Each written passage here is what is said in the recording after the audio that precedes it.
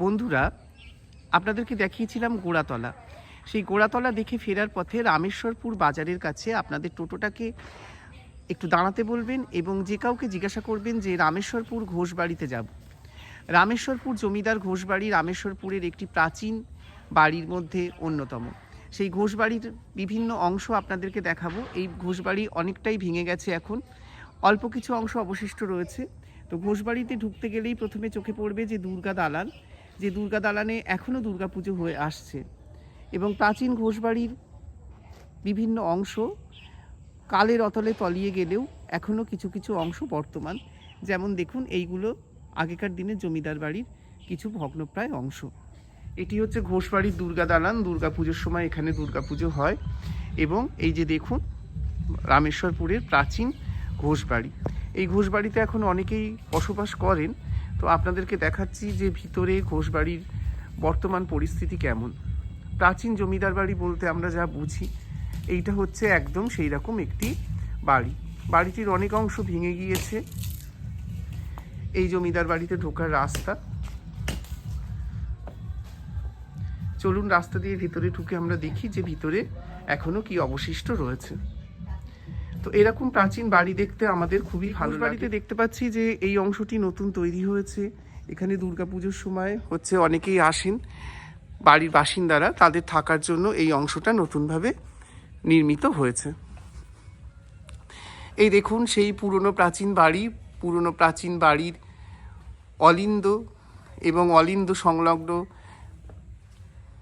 অঞ্চল এবং বাড়িটি অনেক অংশেই ভেঙে গেছে। এই হচ্ছে বাড়ির উপরের তলার অংশ। এবার আপনাদেরকে আমরা বাড়িটির অন্য প্রান্তে নিয়ে যাচ্ছি। আগেকার দিনে জমিদার বাড়ির অংশগুলো বিভিন্ন ভাগে বিভক্ত থাকে। এই অংশে রয়েছে দেখুন মন্দির। আগেকার দিনের বাড়িতে যেরকম পঞ্চরত্ন বিশিষ্ট মন্দির থাকতো, এই মন্দিরটিও ঠিক সেই রকম। এই মন্দিরের মাথায় রয়েছে 5টি চূড়া এবং এই মন্দিরটি অনেকটি রথ মন্দিরের আকারে নির্মিত। দেখুন মন্দিরের গায়ে সুন্দর চাকার নিদর্শন রয়েছে। দেখাচ্ছি আপনাদের মন্দিরের সামনে এবং এই মন্দিরের যে বৈশিষ্ট্য বললাম পঞ্চরত্ন মন্দির, দেখুন মন্দিরের সেই 5টি চূড়া। তো জমিদার বাড়ির এই অংশ প্রায় অনেকটাই ভেঙে গেছে। উপরের অংশও ভেঙে গেছে। তো কিছু বাসিন্দা এখন এখানে বসবাস করছে, তাদের বসবাসের নিদর্শন রয়েছে। জমিদার বাড়ির এই অংশ দিয়ে আরও একটি এই বাড়িটির ভিতরের অংশে চলে যাওয়া যায়। তো যারা এই ধরনের প্রাচীন নিদর্শন দেখতে চান তারা একদিন আসতেই পারেন টাকি ভ্রমণ করতে এসে রামেশ্বরপুরের এই ঘোষবাড়ি দেখতে। দুর্গাপুজোর সময় আসলে আরও বেশি ভালো লাগবে, কারণ এই ঘোষবাড়িতে তখন মা দুর্গার পুজো করা হয়, সেই সময় দেখতে পাবেন। দেখুন মন্দিরে একটি তুলসী মঞ্চ করা রয়েছে। এখানে অনেক বাসিন্দা থাকেন, সেই বাসিন্দারা অনেকেই রয়েছে। উপরে বটগাছ হয়ে গেছে। তো উপরের অংশটা এককালে মনে হচ্ছে খুবই সুন্দর ছিল, এখন প্রায় সবই কালের অতলে জীর্ণ বিদীর্ণ হয়ে গেছে। পুরনো গ্রিলের কিছু কিছু অংশ, গ্রিলের অংশ এখনো রয়েছে, দেখুন দেখালাম। তো এই সম্পূর্ণ ভিডিওটি আপনাদের কেমন লাগলো?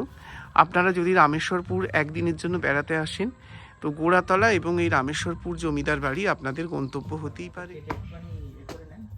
এবারে তো এখানে কাঠাম কাটার পরে এই পুজো হয়, ঠাকুমাটা এসে পুজো করে, সেই 3টে কাঠাম কাটে। তারপরের থেকে তো ঠাকুর তো সেই কাঠামে ঠাকুর তৈরি হয়, সেখান থেকেই শুরু হয় এরকম। আর বোধনে তো সেই মহলার পরের দিনকেই তো ঘট বসে, দেবী ঘট আলাদা ঘর আছে। মন্দিরে সব রকমের পুজো হয়, কালী পুজো দিয়ে, দুর্গা পুজো দিয়ে, সরস্বতী পুজো, লক্ষ্মী পুজো, মানে কোনো পুজো বাদ নেই মোটামুটি। আর 5টা এখানে এই বৈশাখ মাসে ঘট বসে এই মন্দিরটায়। এখানে যে বাসিন্দা রয়েছেন তার কাছ থেকে শুনে নিলাম এই বাড়ির কিছু গল্প। উনি বললেন যে রথের দিনকে এখানে কাঠাম কাটা হয় এবং সেই কাঠামে মা দুর্গার মূর্তি তৈরি হয় এবং সেই দুর্গা পূজা হয় এবং এখানে অন্যান্য অনেক বাড়ির কাছাকাছি রয়েছে, সেইগুলো সম্বন্ধে একটু ছোট্ট আইডিয়া দেওয়ার। কেমন লাগলো জানাবেন এবং অতিরিক্ত কিছু যদি জানতে চান তো কমেন্ট বক্সে অবশ্যই জানাবেন। আর এই ভিডিওটি যদি আপনাদের ভালো লাগে, আপনাদের বন্ধুবান্ধবকে দেখাতে চান, আপনারা অবশ্যই দেখাবেন, তাতে আমাদেরও ভালো লাগবে। ধন্যবাদ। দেখা যাক দেখি এর পরের ভিডিওতে কোথায় নিয়ে যেতে পারি আপনাদের।